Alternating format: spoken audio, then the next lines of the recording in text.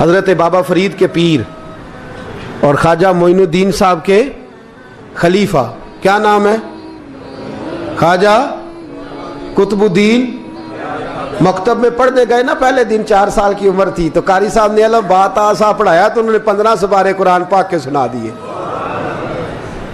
तो कहने लगे बेटा तुझे कैसे आए? कहने लगे मेरी अम्मा 15 सुपारों की हाफिज है, वो सारा दिन कुरान पढ़ती रहती थी, मुझे सुन सुन के याद हो गया है।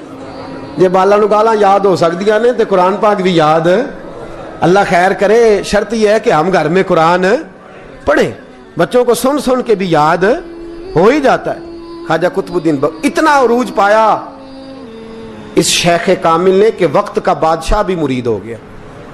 सुल्तान शमसुद्दीन तमश मुरीद था, दिल्ली का बादशाह भी मुरीद था, अजमेर का बादशाह ख्वाजा मोइनुद्दीन साहब का मुरीद नहीं हुआ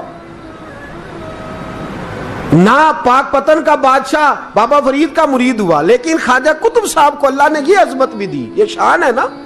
अगरचे सदका सारा ख्वाजा मोइनुद्दीन के कदमों का ही था, लेकिन दिल्ली का बादशाह मुरीद हुआ और इतना आला मुरीद हुआ कि जब ख्वाजा कुतुबुद्दीन साहब का विसाल हुआ तो 3 शर्तें लगाई थी। फरमाया मेरा जनाजा वो पढ़ाए, जब से तौबा किया फिर उसका सीने बद हराम के लिए ना खुला हो, और जब से तौबा किया फिर लुकमा हराम उसके गले से ना गुजरा हो, और जब से तौबा किया फिर कभी नमाज तहज्जुद भी कज़ा।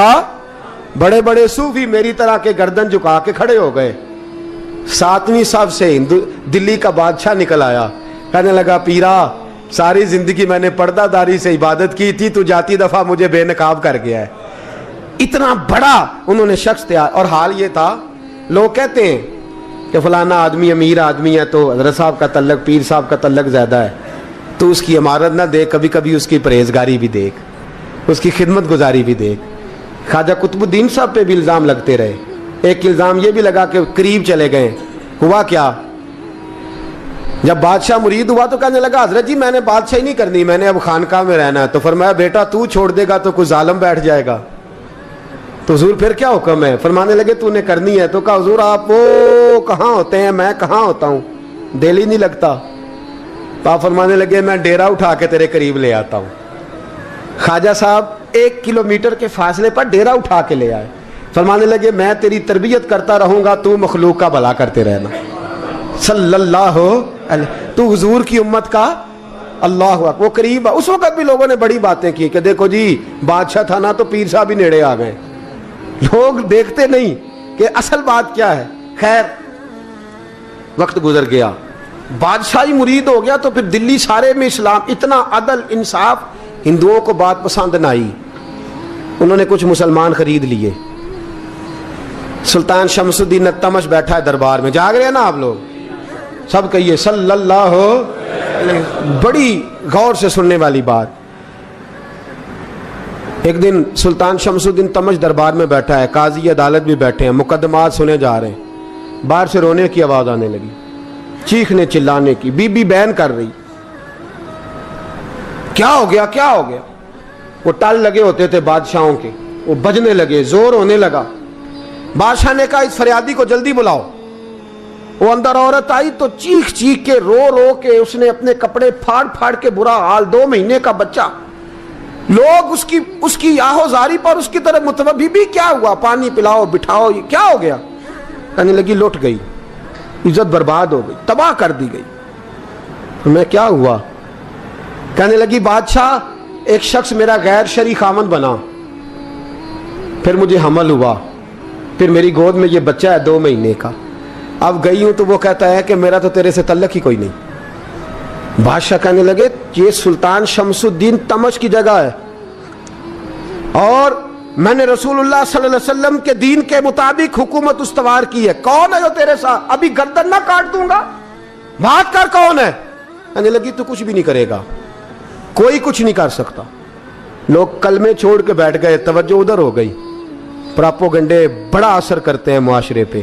रंग ऐसा अजीब है, अंदाज ऐसा अजीब है। फरमाया बात तो कर। उस औरत की आवाज गूंजी तो हालात ही खराब हो गए। कहने लगी बादशाह हौसला पैदा कर सुनने का। कहा तू बात कर। कहने लगी मेरे गोद में जो बच्चा है ये कुतुबुद्दीन बख्तियार काकी का है, ये तेरे पीर की नाजायज औलाद है। उठाओ, प्रोफेसर सलीम चिश्ती ने PhD की है, वो लिख रहे हैं इस वाक़े को। तेरे पीर का नाजायज बच्चा है। हाथ कांपने लगे बादशाह के, कहने लगे या अल्लाह कभी तो क़यामत बर्पा कर दे तो मामला ठीक हो जाए, मैं तेरी जुबान खींच दूंगा तेरी गर्दन। तूने बात कैसे की? कहने लगी मैंने कहा था ना तेरे अंदर हौसला नहीं, मेरी इज्जत तार तार हो गई और तू पीर बचा रहा है। अल्लाहु अकबर। सुल्तान शमसुद्दीन तमश आसमान की तरफ देख के कहने लगे मौला मुझ मुजरिम को जिसकी बरकत से उठा के तूने मस्जिद में पहुंचाया, आज मुझे तूने किस इम्तिहान में डाल दिया? ये क्या रंग तूने जिंदगी का बनाया है? कहने लगी बुला उसे, उड़ाब गर्दन। अल्लाहु अकबर। ख्वाजा कुतुबुद्दीन बख्तियार काकी, जरा उस जगह पे अपने आप को खड़ा करके देख मेरे दोस्त। जो शख्स दिल्ली के बाजार में निकले तो दुकानें बंद हो जाएं, औरतें घरों में घुस जाएं, जिसके नाम पर चर्चे हों दीन के, वो शख्स लाठी टिकाता टिकाता। उर्स मनाने आसान है, ढोल ढमक्के करके घरों को जाना आसान है, पर जरा इनकी राहों का मुसाफिर तो बन इन्होंने अंदाज क्या इख्तियार किया। हजरत ख्वाजा कुतुबुद्दीन बख्तियार काकी, खबर फैल गई। इतनी शोहरत पाकीज़गी की नहीं हुई थी जितनी इस जुर्म की हुई।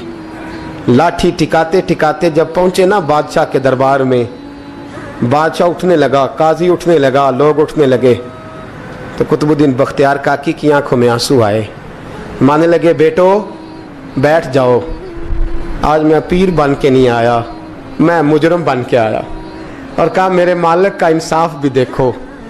दिल्ली का पीर आज दिल्ली की अदालत में अपने ना करदा जुर्म की सफाई देने आया है। बड़ी लाठी पे टेक लगाई। दिल्ली की गलियां भी रोती हैं कि ये क्या रंग, अल्लाह ये तेरा क्या रंग है, ये ते मैं गुड्डी ते हथ डोर सजन दे। ओ जे सोना ही मेरे दुख विच राज ते मैं सुख नू चुल्हे डावां, पर यार फरीदा कदी बिल पे सोना, यार फरीदा जे कदी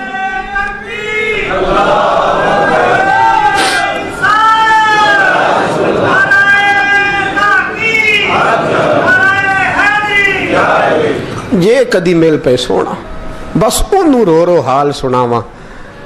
टेक लगाई है, कहने लगी बीबी बोल दे गवाही। कहने लगी बीबी रब जानता है, रब का रसूल जानता है, पर मैं तुझे नहीं जानता, तू कौन है?